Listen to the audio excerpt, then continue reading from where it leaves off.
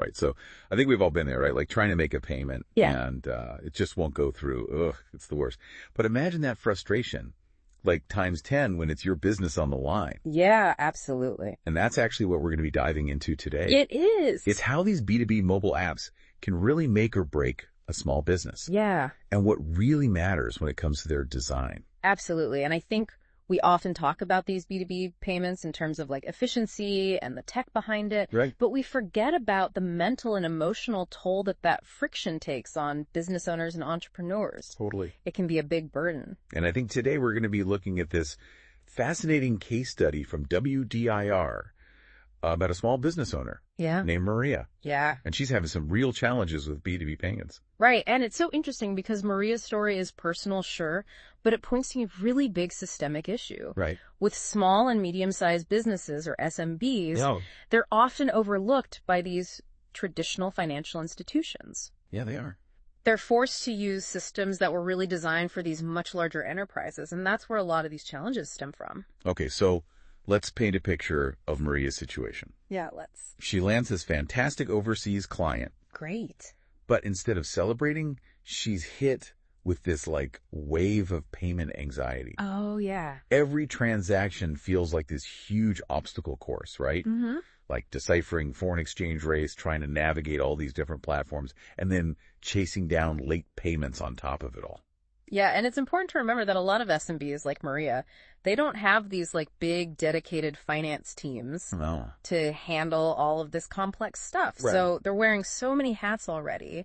And then this constant payment friction just adds another layer to their already very full plate. It's like running a marathon while juggling flaming torches. Exactly. That's just too much. It is. So how can these B2B mobile payment apps step in and make a real difference for entrepreneurs like Maria? Well, the WDIR report highlights 6 key areas. Yeah. And I think it's worth going through all of them. Yeah, I agree. So I guess first up is clear and predictable fees and timelines. Yeah, and that really speaks to that psychological burden that we were just talking about. Totally. Like, imagine if Maria knew exactly how much money she was going to be receiving and when she would get it without any surprises. Right, like no hidden fees. Exactly. It's such a relief when you know exactly what to expect. It is. It's like checking off a big to-do on your list. Right. You can finally relax and focus on what really matters. Which is growing your business. Exactly. Okay, so that sense of control is so crucial. It is. Especially for SMBs. Right, because they're often operating with very limited resources and very tight margins. Right. Unpredictable cash flow can make or break a business, and uncertainty can be crippling. And speaking of hurdles, the next point is easy onboarding. Oh, yeah.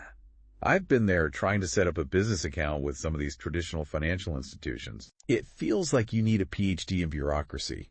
You do. Just to even get started. It's the worst. And I think for a lot of small business owners who are already so busy and strapped for time, totally, that kind of friction can be a deal breaker. It is. But on the other hand, when you have a smooth onboarding process, right, it builds trust and confidence right from the start. Absolutely. So think about the apps that you love to use. Yeah. What makes them so enjoyable? What makes that experience so good? Yeah, I think it comes down to having clear instructions, intuitive design, and just like an overall feeling that the app is on your side, helping you through the entire process. Yes, exactly. Like a friendly concierge instead of a grumpy gatekeeper. Totally. And that's such an important distinction. It is. Because adopting a new payment platform can feel like such a leap of faith. Yeah, it's true. You're trusting them with your finances, your business. Absolutely. So building that trust is essential. Absolutely. Okay, so we've got clear fees and timelines, easy onboarding. What's next on the list?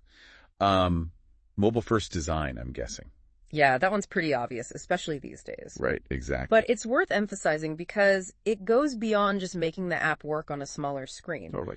It's about really understanding how SMB owners use their phones to manage their businesses and then designing the features that really fit seamlessly into their workflow. Right. It's not just shrinking down a desktop version to a smaller screen. No. It's about creating something that is built for mobile users and their specific needs. Exactly. For example, you could have a feature that allows Maria to just quickly snap a photo of a receipt. Yeah. And then it's automatically matched to an expense report. Oh, that's cool. Or a one-tap payment approval system that she can use on the go. Yeah. These are the kinds of things that can really empower SMB owners to work efficiently and effectively no matter where they are. Right. Location freedom. So we have all these entrepreneurs like running around with their phones. Right.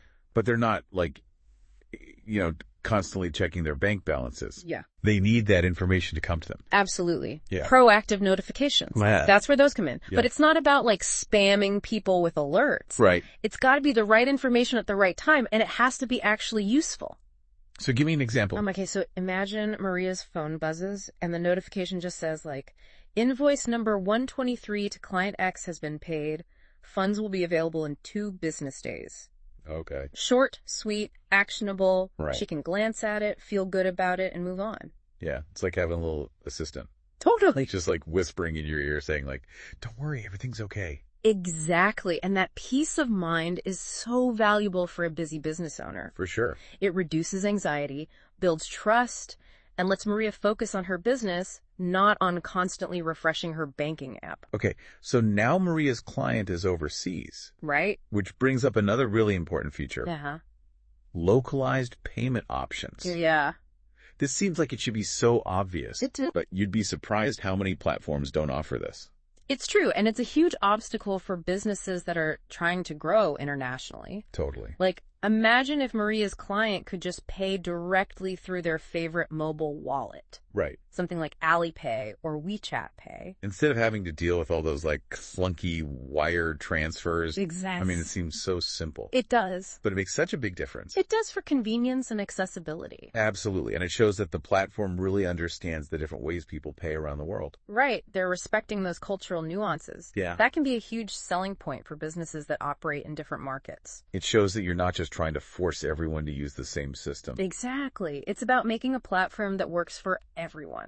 Okay, so we've got clear fees, easy onboarding, mobile-first design, proactive notifications, and localized payment options. Yeah, what's next?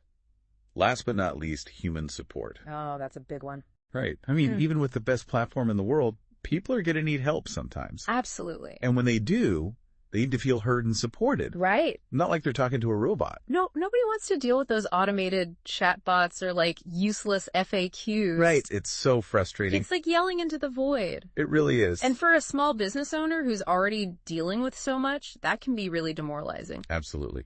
So what does good human support actually look like? It's about offering multiple ways to contact support. Okay. Whether it's in-app chat email or even a phone call. Right. Different options for different people. Exactly. And it's about having real people on the other end of those channels. Right. People who actually know what they're talking about, who are empathetic and who can solve problems quickly. It's like having a team of problem solvers in your corner. Exactly. And that makes a huge difference for an SMB owner who's feeling overwhelmed. It does. It builds that trust and that sense of partnership, which is so important in financial services. Okay, so we've talked a lot about how all of these features can benefit SMBs. We have.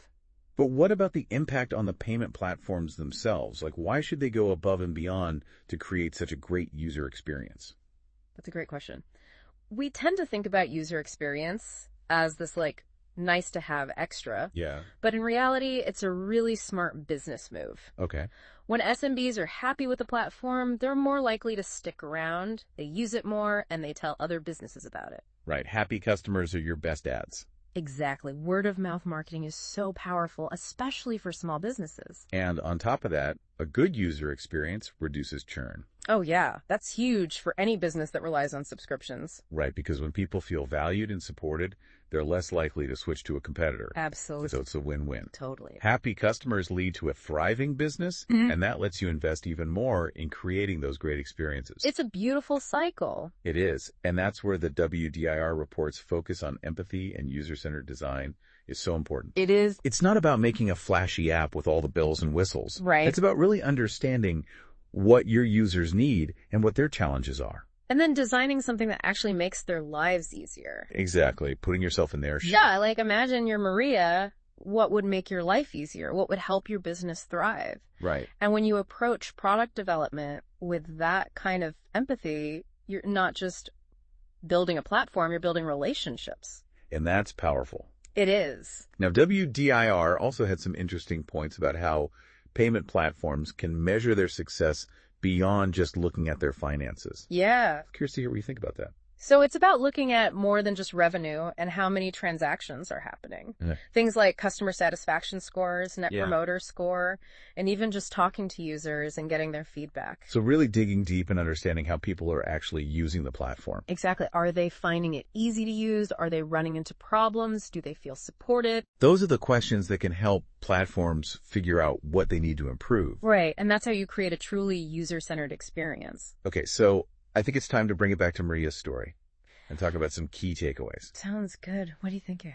Well, I think Maria's story really shows us, what happens when these payments don't work? Yeah. It's not just a small thing. Yeah. You can actually, stop a business from growing. Absolutely. And I think her experience really highlights those 6 key areas that we talked about earlier. Right. If a payment platform can get those right, like the clear fees, the easy onboarding, making it mobile first, having good notifications, the localized payment options, and then really great human support. Yeah. I mean, they can really make a huge difference. It's about, like you said before, moving past just processing those transactions. Right. And really understanding what these small businesses need and what their challenges are. And thinking about it this way, when Maria doesn't have to worry about payments, Right. she can focus on her business. Exactly. She can find new opportunities, be more creative, and really contribute more to the economy. It's about helping these businesses reach their full potential. Yeah, And I think that's something that all these payment platforms should be thinking about. absolutely. And what's so interesting to me is that this user experience thing, Yeah. it's not just like a nice bonus anymore. It's not. It's actually like a really smart business strategy. It is. In today's world, user experience is what makes you stand out. Totally. It's how you build loyalty, how you grow your business, and it's what will decide which platforms will succeed in the long run. So if we had to sum up this whole deep dive, Yeah. what's the one thing we want our listeners to remember? I would say whether you're a small business owner or you're running a payment platform, Yeah. remember that the future of B2B payments, it's all about people. Yeah. It's about realizing that every time money changes hands, there's a person with hopes and dreams and struggles behind it. Yeah. And the platforms that get that, the ones that put people first and care about that user experience, Yeah. those are the ones that are going to shape the future. So well said. And on that note, Yeah. we'd love to hear from you, our listeners. What would make you feel like a payment app really gets your business? Yeah. Leave a comment and let us know. And until next time, keep on diving.